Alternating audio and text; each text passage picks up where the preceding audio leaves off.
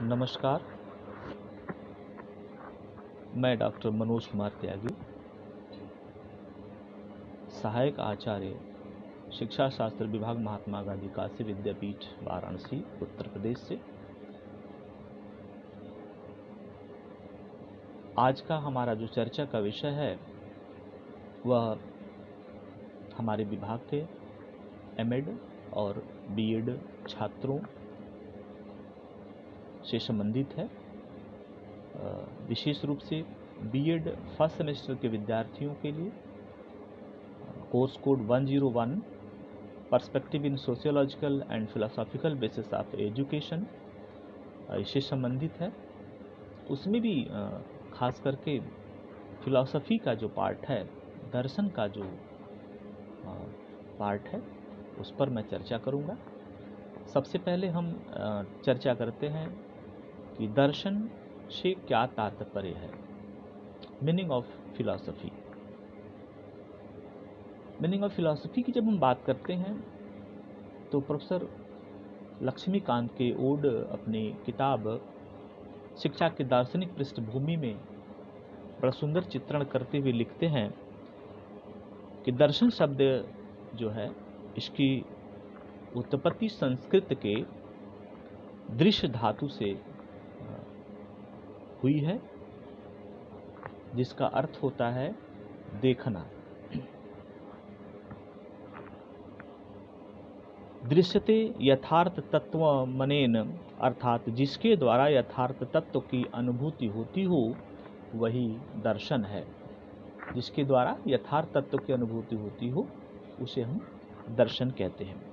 अंग्रेजी शब्द जो फिलॉसफी है ये दो शब्दों से फिलॉस धन सोफिया से मिलकर बना है, जिसका सामूहिक अर्थ होता है ज्ञान के प्रति अनुराग, ज्ञान से प्रेम। भारतीय व्याख्या अधिक गहराई तक बैठती है इस संदर्भ में। जो दर्शन का जो व्यू है उसमें भारतीय विचारधाराएं बहुत गहरी पैठ बनाती है, क्योंकि भारतीय उदाहरण के अनुसार दर्शन का क्षेत्र जो है केवल ज्ञान तक सीमित ना रह करके समग्र व्यक्तित्व को अपने आप में समा लेता है। दर्शन केवल चिंतन का विषय न हो करके यह अनुभूति का विषय माना जाता है। दर्शन के द्वारा बौद्धिक तृप्ति का ही आभास न हो करके समग्र व्यक्तित्व बदल जाता है। यदि हम आत्मवादी भारतीय दर्शन की भाषा में कहें तो हम यह कह सकते हैं कि दर्शन के द्वारा केवल आत्मज्ञान ही न हो करके बल्कि आत्मानुभूति की प्राप्ति होती है, सेल्फ रियलाइजेशन की प्राप्ति होती है। आगे अगर हम दर्शन के अर्थ की बात करें तो प्रोफेसर के.पी. पांडे की किताब है नवीन शिक्षा दर्शन, उसमें भी बड़ा सुंदर वर्णन करते हैं, जिसमें उन्होंने लिखा कि सामान्य रूप से दर्शन शास्त्र वह अनुशासन है जिसके माध्यम से हम सत्यम शिवम सुंदरम तक पहुंचते हैं। सत्यम ट्रुथ, शिवम गुडनेस और सुंदरम ब्यूटी तक पहुंचा जा सकता है। पाश्चात्य और भारतीय दर्शन की अनेक शाखाएं हैं जो यथार्थ रियलिटी, सत्य ट्रुथ और शुभ गुडनेस के बारे में पूछे जाने वाले बुनियादी प्रश्नों का उत्तर देने का प्रयास करते हैं। पांडे साहब आगे लिखते हैं अपनी किताब में नवीन शिक्षा दर्शन में, दर्शन शब्द का प्रयोग हमारे व्यक्तिगत दृष्टिकोण या मतों की अभिव्यक्ति के लिए भी किया जाता है। दर्शन शब्द का जो प्रयोग है वह हमारे व्यक्तिगत अनुभूति या मत को व्यक्त करने के संदर्भ में भी किया जाता है। इस दृष्टि से हम जिस ढंग से सोचते हैं या किसी मुद्दे पर जिस तरह से अपनी राय देते हैं वह हमारे दर्शन का द्योतक है। एक पाश्चात्य दार्शनिक है शोपेनहावर, जिसने बड़ी अच्छी परिभाषा दी कि दर्शन के संदर्भ में शोपेनहावर कहता है कि every man is a born metaphysician, प्रत्येक व्यक्ति जन्मजात दार्शनिक होता है। उसकी परिभाषा मुझे बहुत अच्छी लगती है। मैं अपनी क्लास में बार बार बच्चों के समक्ष इसको प्रस्तुत करता हूँ और मैं कहता हूँ कि जितने बच्चे यहाँ बैठे हैं सभी अपने आप में दार्शनिक हैं। अगर आप सोचें, अगर आपका जो देखने का तरीका है, आपका जो देखने का नज़रिया है, जो आंखों पर ये जो चश्मा लगा है, यही हमारा दर्शन है। अब हम किस प्रकार से इसको देखते हैं, ये हमारे व्यक्तिगत ऑब्जेक्टिव्स पर निर्भर करता है।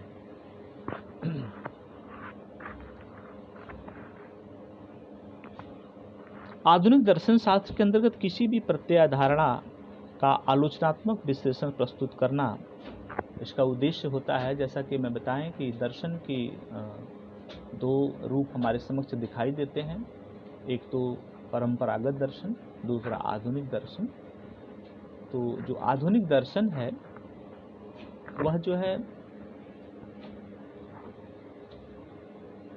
काफ़ी मीमांसात्मक, चिंतनशील, स्पेकुलेटिव होता है, आदेशात्मक, प्रेस्क्रिप्टिव होता है और समीक्षात्मक, क्रिटिकल होता है। ये मॉडर्न फिलॉसफी का कॉन्सेप्ट है, बट हम अभी फ़िलहाल दर्शन की परंपरागत धारा तक ही सीमित रहेंगे, इसी पर हम चर्चा करेंगे।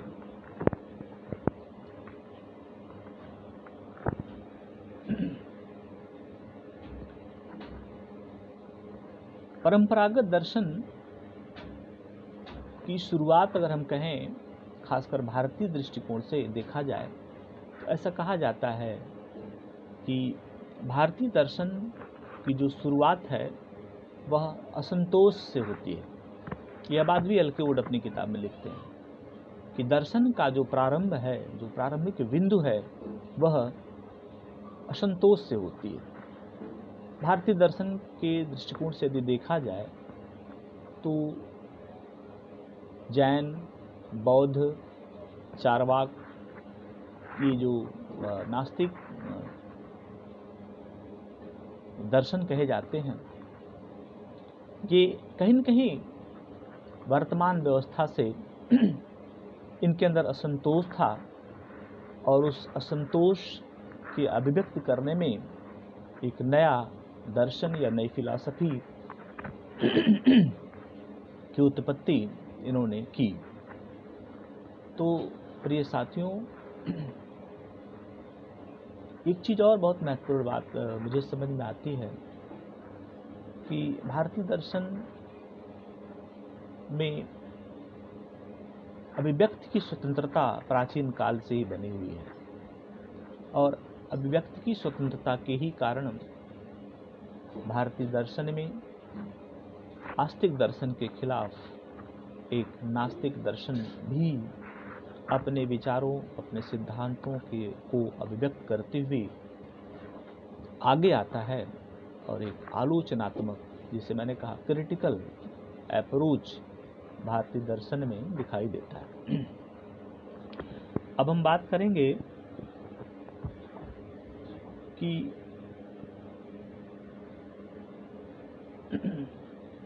परंपरागत दर्शन मूल प्रश्नों के उत्तर खोज के प्रयास में मुख्य रूप से तीन भागों में बटा है। तीन नहीं, आप मुख्य रूप से चार कह सकते हैं। दर्शन, परंपरागत दर्शन की मुख्य रूप से चार भागों में बांटा गया है, जिसमें सबसे पहला है आपका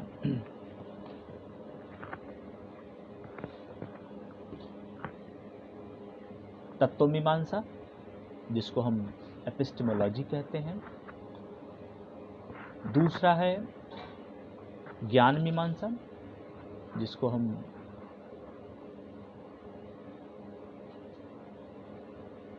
एपिस्टेमोलॉजी कहते हैं।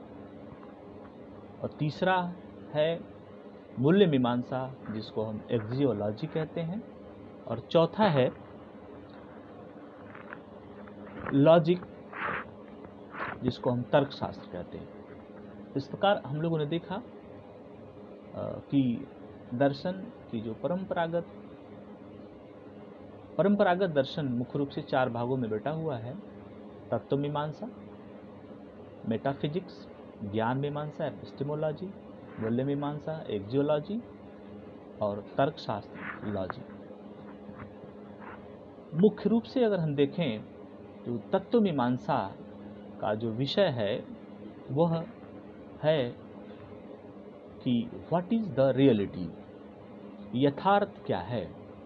इस बिंदु पर तत्व मीमांसा केंद्रित है।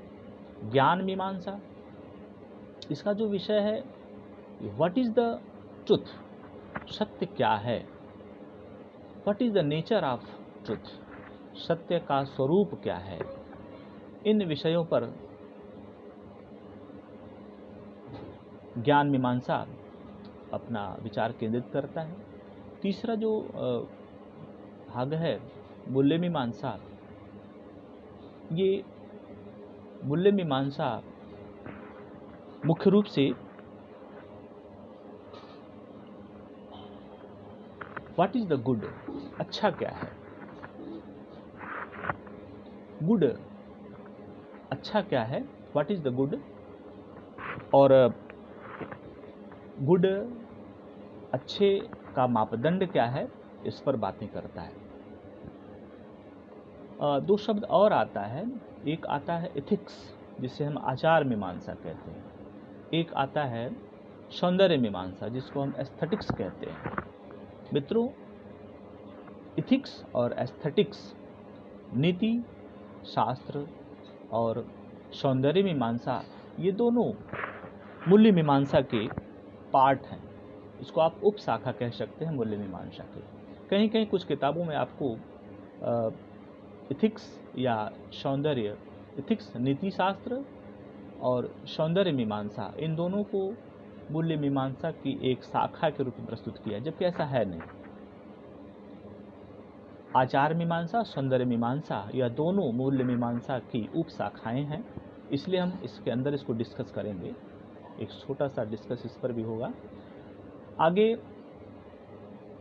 जो चौथी शाखा है परंपरागत दर्शन की, तर्कशास्त्र लॉजिक, वो ये कहती है इसमें हम सत्य या यथार्थ का पता लगाने के लिए तार्किक विधियों का प्रयोग करते हैं। ये भी हमारे दर्शन का बहुत महत्वपूर्ण भाग है। अब हम एक एक करके इन चारों भागों पर चर्चा करेंगे। प्रथमतः हम तत्व मीमांसा की बात करते हैं। तत्व मीमांसा, जिसको हम मेटाफिजिक्स कहते हैं, ये जो इसका जो अंग्रेजी का शब्द है, यह 2 शब्दों मेटा और फिजिक्स, 2 शब्दों से मिलकर के बना है, जिसमें मेटा का अर्थ होता है परे, बियॉन्ड, और फिजिक्स का अर्थ होता है science of the physical world, भौतिक जगत का विज्ञान। इस प्रकार जब हम देखें कि मेटाफिजिक्स का जो अर्थ होगा वह होगा बियॉन्ड द फिजिकल वर्ल्ड, भौतिक जगत से परे का विज्ञान, भौतिक जगत से परे का विज्ञान।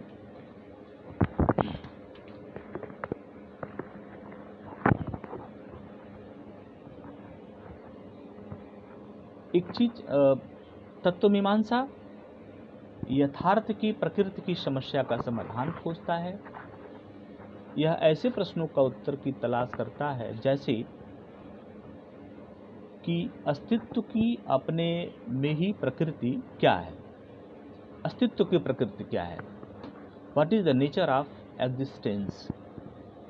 जबकि भौतिक विज्ञान तथा विज्ञान की अन्य शाखाएं अस्तित्व के वस्तु का अवलोकन करती हैं, जबकि तत्व मीमांसा अंतिम रूप से यथार्थ क्या है इसकी तलाश करता है।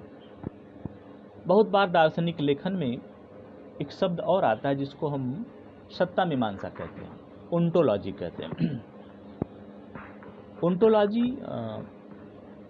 मेटाफिजिक्स के पर्यायवाची शब्द के रूप में प्रयोग होता है, लेकिन इसमें बहुत सूक्ष्म अंतर है जिसे हमें एक विद्यार्थी के रूप में जानना चाहिए। इन दोनों शब्दों में भेद है। जो सत्ता मीमांसा है, ओंटोलॉजी, यह अस्तित्व के विज्ञान से जुड़ा हुआ है, साइंस ऑफ एग्जिस्टेंस से जुड़ा हुआ है। सत्ता मीमांसा अस्तित्व के विज्ञान से संबंधित है, जबकि तत्व मीमांसा यथार्थता से संबंधित है। तत्व मीमांसा यथार्थता से संबंधित है, रियलिटी से संबंधित है। अस्तित्व का विज्ञान तथा अंतिम यथार्थता की प्रकृति की खोज लगभग समान रूपी तर्कों का प्रस्तुतिकरण है। इसी कारण इन दोनों शब्दों को एक दूसरे के पर्यायवाची की भांति प्रयोग किया जाता है। ठीक है, तो अंतर समझ में आया। ओंटोलॉजी और मेटाफिजिक्स, सत्ता मीमांसा और तत्व मीमांसा। सत्ता मीमांसा अस्तित्व के विज्ञान से संबंधित है, जबकि तत्व मीमांसा यथार्थता से संबंधित है। ठीक है, अब हम तत्व मीमांसा में मुख्य रूप से किन किन बिंदुओं पर चर्चा की जाती है, इस पर बात करेंगे।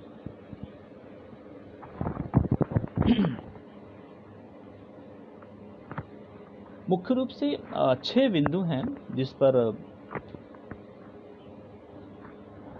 तत्व मीमांसक चर्चा करते हैं। सबसे पहला प्रश्न है इनका, जिस पर ये विचार करते हैं कि मीनिंग ऑफ एग्जिस्टेंस।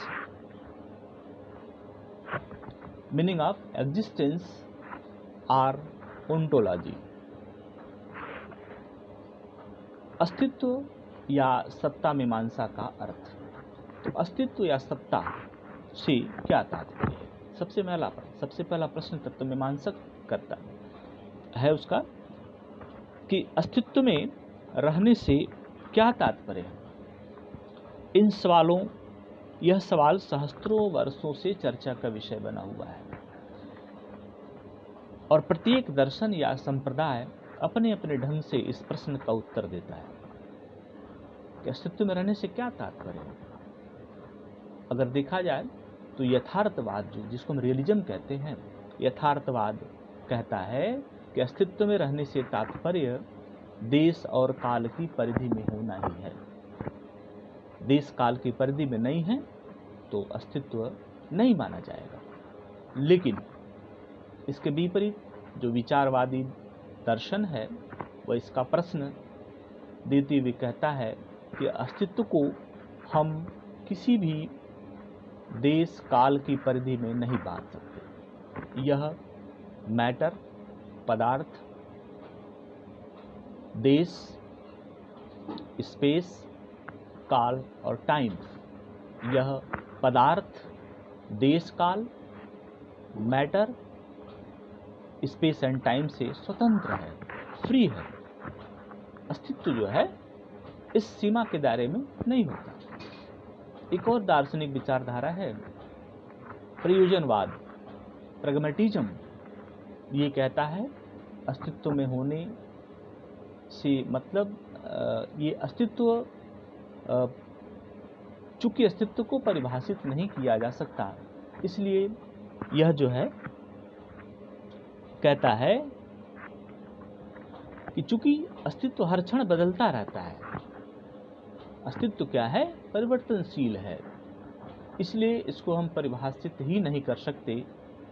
इसलिए इस पर यह इस तरह का अपना विचार देता है। जो दूसरा प्रश्न है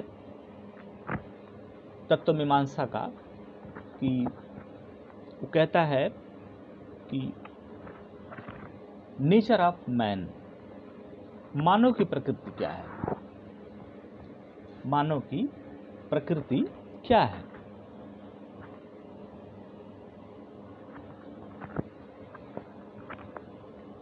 यथार्थ का स्वरूप निश्चित करने की दिशा में मनुष्य की प्रकृति अथवा इसके वास्तविक स्वभाव के बारे में पता लगाना महत्वपूर्ण माना जाता है। कह रहा है कि क्या मनुष्य का जन्म इस सृष्टि के साथ विधाता या किसी महान दैवी पुरुष के माध्यम से हुआ है,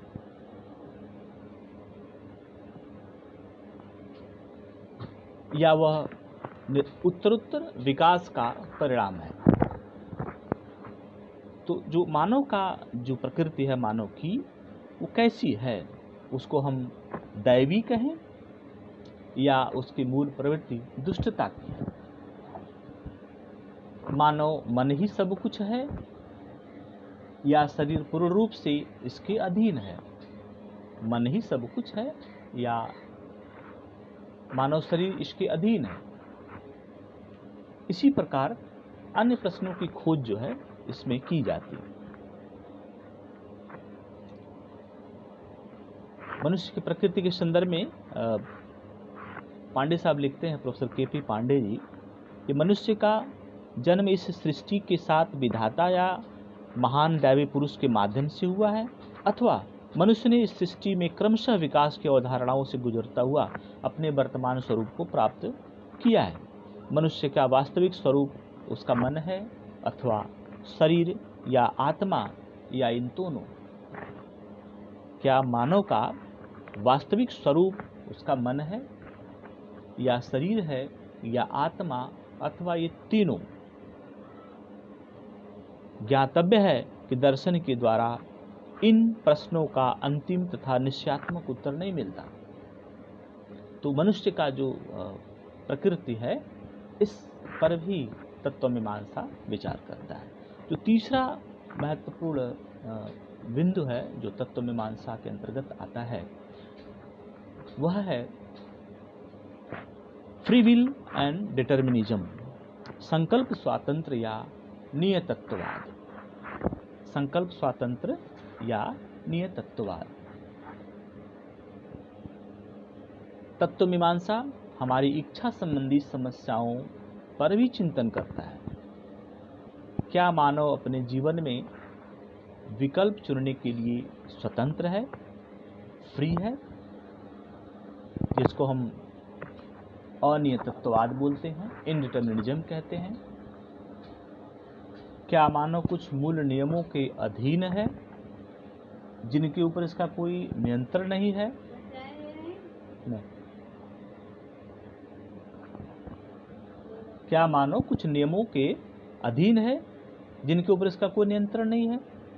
क्या मानव न तो पूर्णतः अपनी इच्छा शक्ति के ऊपर विकल्प चुनने में निर्भर है, न ही वह पूर्ण रूप से मूल नियमों से नियंत्रित है?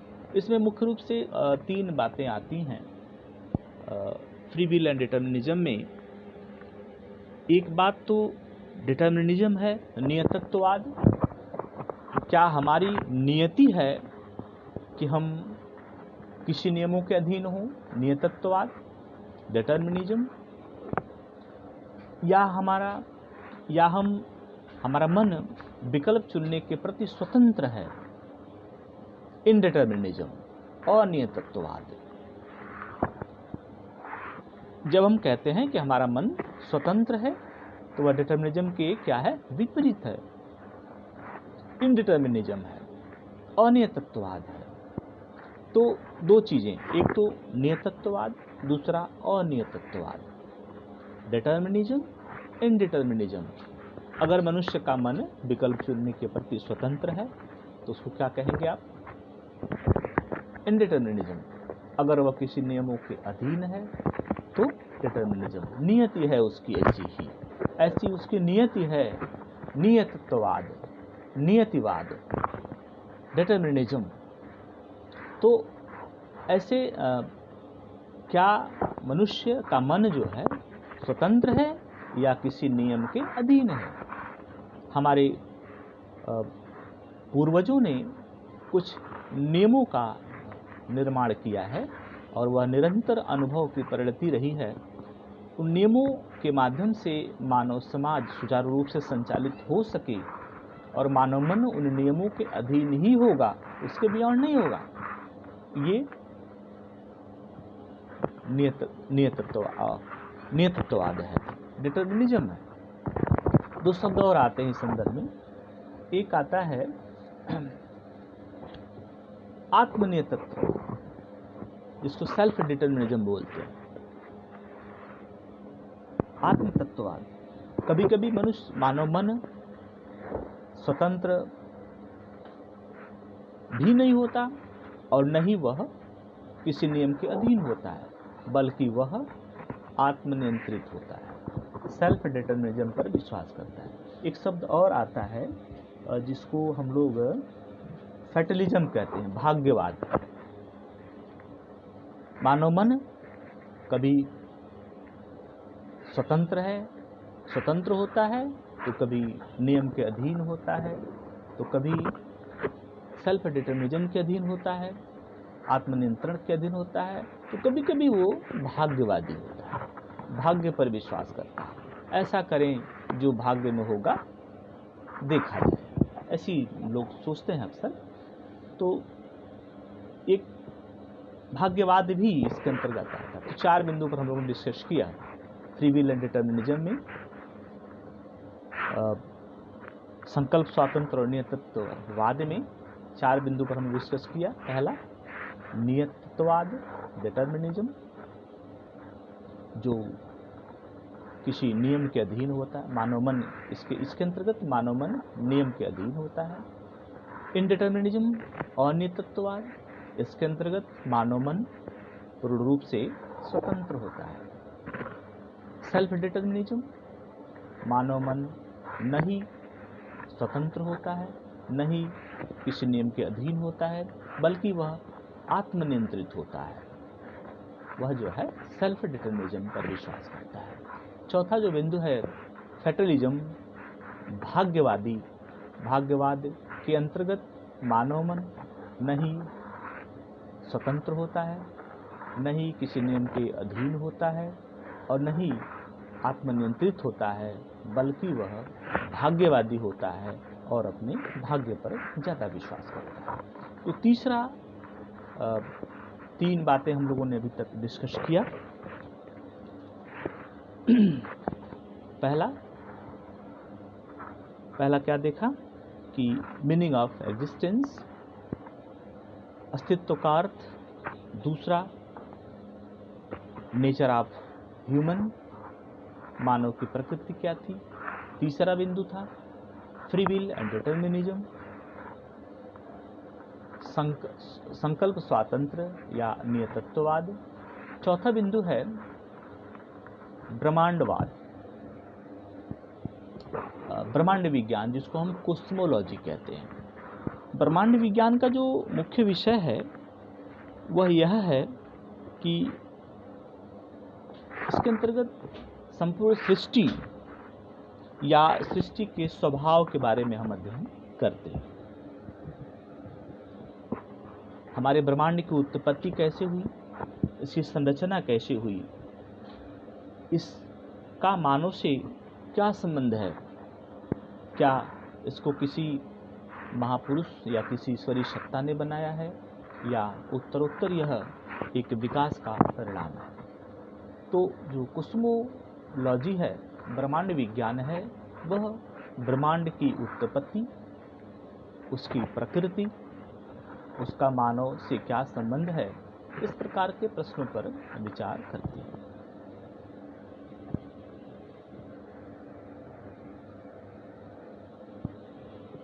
जो 5वां बिंदु है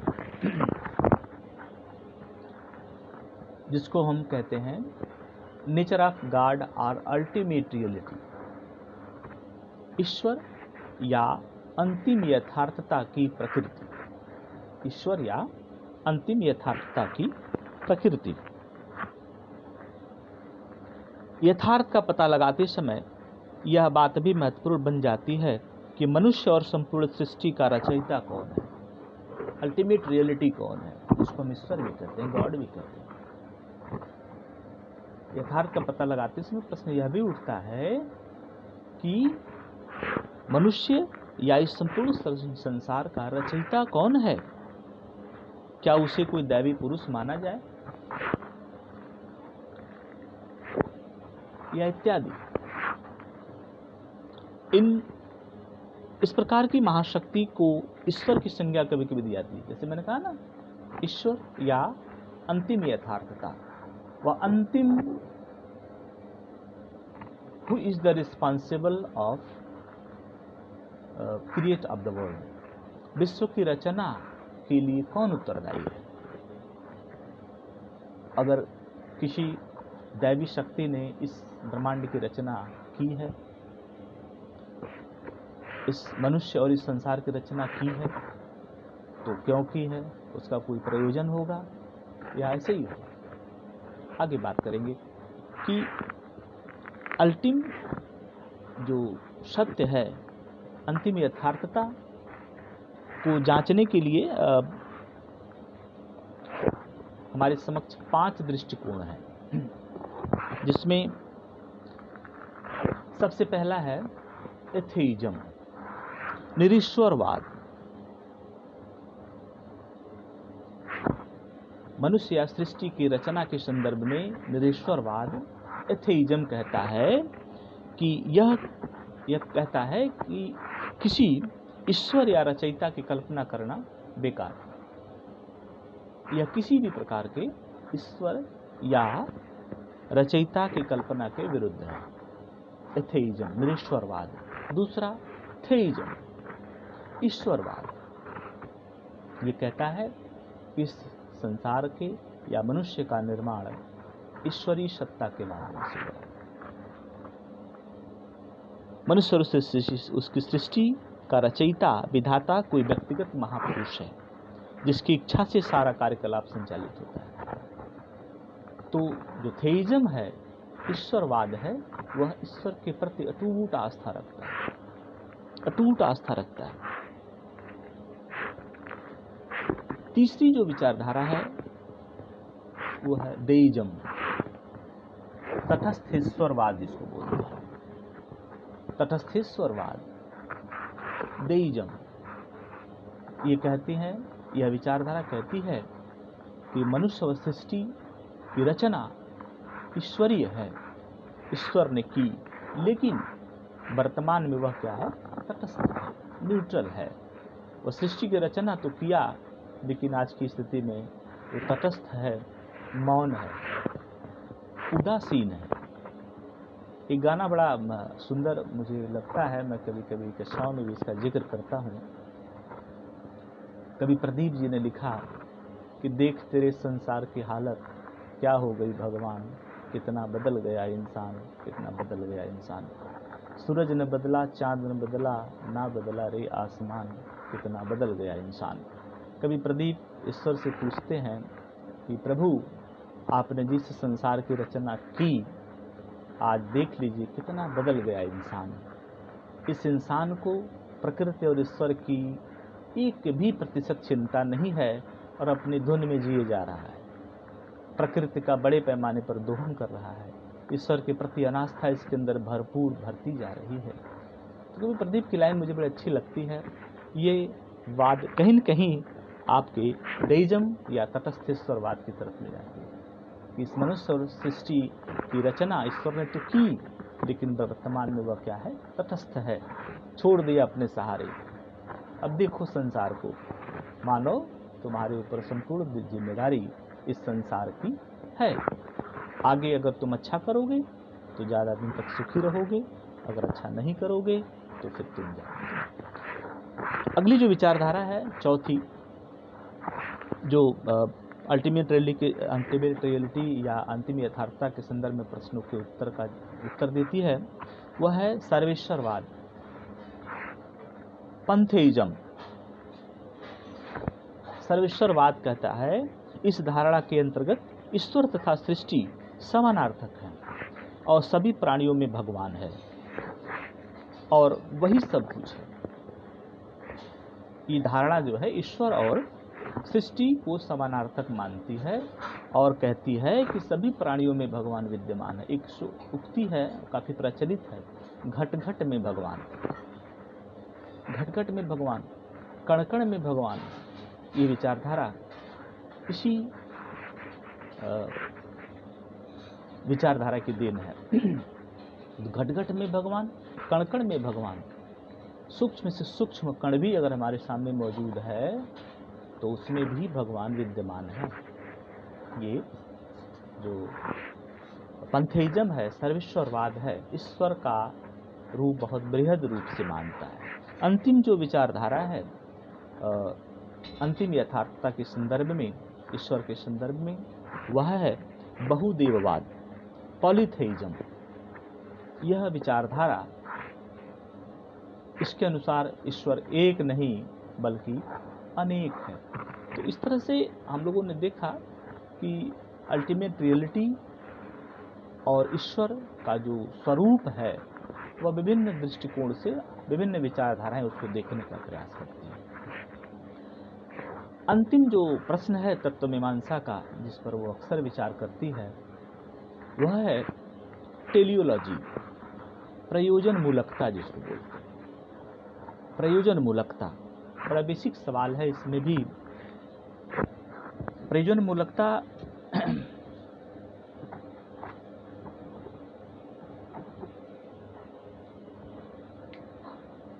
तत्व मीमांसा के चिंतन का विषय ब्रह्मांड में प्रयोजनशीलता से भी संबंधित है। तो इस सृष्टि या समष्टि के अंदर कुछ उद्देश्य है या नहीं? ईश्वर ने इस सृष्टि की रचना यदि की तो इसका कुछ उद्देश्य है या नहीं? उद्देश्य है तो क्या, क्यों, किस लिए बनाया? ईश्वर इस सृष्टि की रचना क्यों किया? उसका कुछ उद्देश्य है कि नहीं? अगर उद्देश्य है, प्रयोजन है, यह सृष्टि की रचना प्रयोजन मूलक है, तो क्या है? ईश्वर क्या चाहता है इस सृष्टि से रचना करने के बाद? या यह सृष्टि इंस्ट्रूमेंटल है, यांत्रिक है, यंत्रवत है?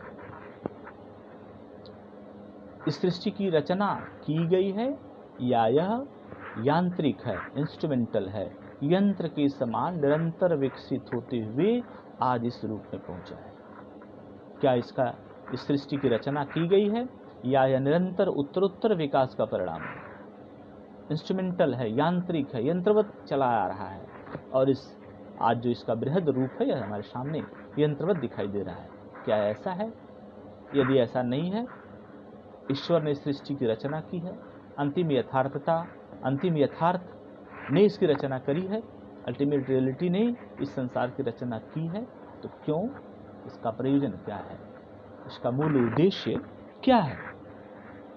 क्या सांसारिक अस्तित्व केवल संयोग वश संभव हुआ है या व्यक्ति और समष्टि के चालक रूप में कोई उद्देश्य कार्यशील है?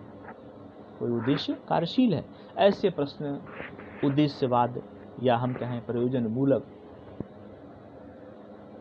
मूलकता टेलियोलॉजी के अंतर्गत की जाती है। इस प्रकार हम लोगों ने तत्व मीमांसा के अंतर्गत मुख्य रूप से 6 प्रश्नों, तत्व मीमांसा के अंतर्गत 6 प्रश्नों को जानने का प्रयास किया और आंशिक रूप से दर्शन के अर्थ को भी जानने का प्रयास किया।